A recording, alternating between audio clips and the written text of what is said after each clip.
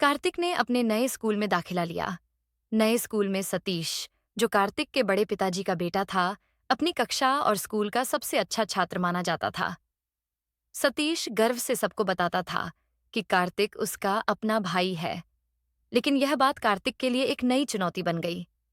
अध्यापक से लेकर चपरासी तक हर कोई सतीश की तारीफ करता और कार्तिक से कहता कि उसे सतीश जैसा बनना चाहिए। इससे कार्तिक के मन में एक प्रकार की विरोध भावना उत्पन्न हुई।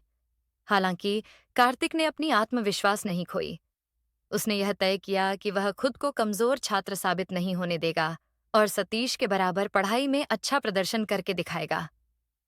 मध्यावधि परीक्षाओं में जब उसने अन्य छात्रों को पीछे छोड़ते हुए दूसरा स्थान प्राप्त किया, तो उसने अपनी क्षमता को साबित कर दिया।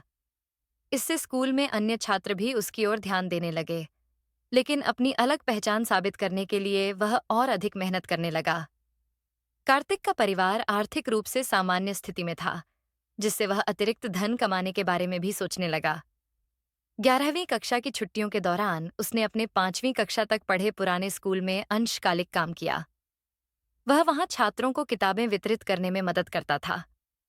उस उम्र में कमाए गए अपने पहले वेतन को उसने बड़े प्यार से अपने पिता को दिया और उनसे इसे एक लेजर बुक में दर्ज करने के लिए कहा। यह उसके पैसे बचाने की आदत की नींव बनी। बचाए गए पैसों से कार्तिक ने 10 मुर्गी के चूजे खरीदे और उन्हें पालना शुरू किया। उसने उन्हें बड़े ध्यान से पाला और फिर अपने घर में ही उन्हें बेचने की शुरुआत की। यह करते हुए उसने खुद को एक छोटे उद्यमी की तरह महसूस किया। बाद में वह रविवार के दिन साइकिल पर मुर्गियों को बाजार ले जाकर बेचने लगा। जो पैसा वह कमाता, उसे जिम्मेदारी से अपने पिता को सौंप देता और लेजर में दर्ज करवाता। इन सभी अनुभवों ने उसे वित्तीय प्रबंधन के बुनियादी सिद्धांत सिखाए। 12वीं कक्षा की बोर्ड परीक्षाओं के लिए कार्तिक पूरी उत्सुकता और आत्मविश्वास के साथ तैयार था। उसने अपनी पढ़ाई और समय का कुशलतापूर्वक उपयोग किया, जिससे उसे यकीन था कि वह परीक्षा में सफल होगा। परीक्षा के परिणाम वाले दिन शाम को जब उसने अखबार में अपना रोल नंबर देखा, तो वह खुशी से झूम उठा। यह उसके परिवार के लिए गर्व और खुशी का पल था। उस दिन पूरा परिवार जश्न में डूबा रहा। लेकिन अगले दिन सुबह जब कार्तिक अपने दोस्त के घर गया, तो उसने फिर से अखबार में अपना रोल नंबर देखना चाहा। इस बार उसका रोल नंबर वहां नहीं था।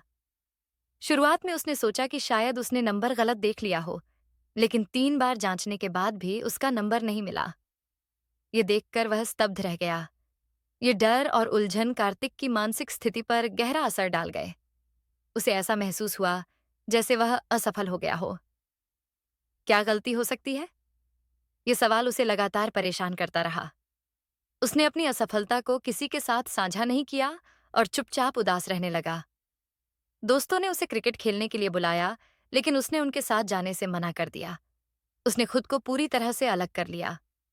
इस दौरान उसकी माँ ने उससे पूछा, स्कूल जाकर रिजल्ट और ट्रांसफर सर्टिफिकेट लेने नहीं जाओगे? लेकिन कार्तिक ने कोई जवाब नहीं दिया। असफलता के आघात से कार्तिक के मन में गहरी निराशा भर गई थी और उसके पास मौन के अलावा कोई जवाब नहीं था।